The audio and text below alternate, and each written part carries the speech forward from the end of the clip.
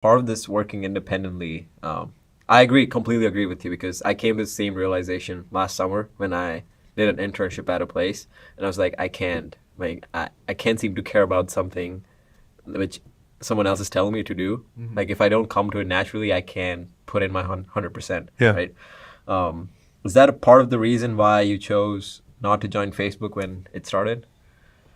Probably on some level, yeah. There's probably just a like, this isn't my idea, like it's not really it wasn't my thing, like, but it's a good question. I mean, I'm also pretty risk adverse too, right? So that also played into it, honestly. I think the idea of like dropping out of graduate school and flying all the way across the country. I will say, like, just to tell another component of this story, my thesis advisor at the time, Matt Welsh, was a veteran of sort of like the first the first tech boom, like back in the early aughts. Like he was in graduate school at the time, and he would talk about how like people would just cold call their graduate student office. Like the phone would ring, and he'd be like, "Who is this?" It's like a graduate student office. Like, I'm not sure why they even had a phone, but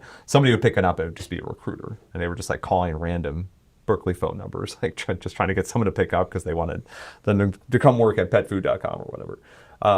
So he had some friends who had basically done this, right? And I remember like after I talked to Mark, I went to talk to Matt about this. I was like, well, what do you think? And he's like, okay, well, here's what's going to happen, right? Well, you're going to get there and it's going to be fun for like 6 months, right? And then they're going to bring in like all the guys with the suits and corporate whatever, because he's basically going to sell the company to somewhere, and then it won't be fun anymore, right? And then you'll go somewhere else. And he had seen people kind of bounce around. It's not clear that that's not fun, to be frank. Like, and some of the people that did that probably had a good time. But I think it's remarkable because, of course, that never happened, right? And it could have happened a bunch of times.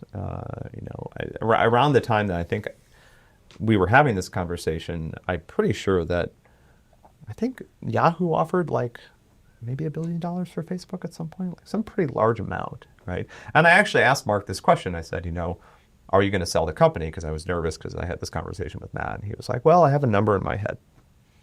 And nobody has ever met that number, right? So, okay.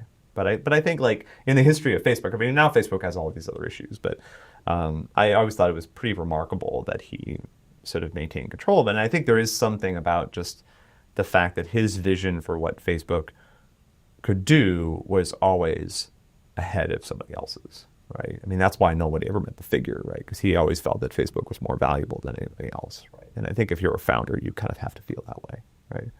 Or it's helpful to feel that way. But yeah, I don't know. I mean, it's one of these sort of just two roads diverging of wood sort of moments. And I think now, I mean, I just feel like a lot less comfortable with Facebook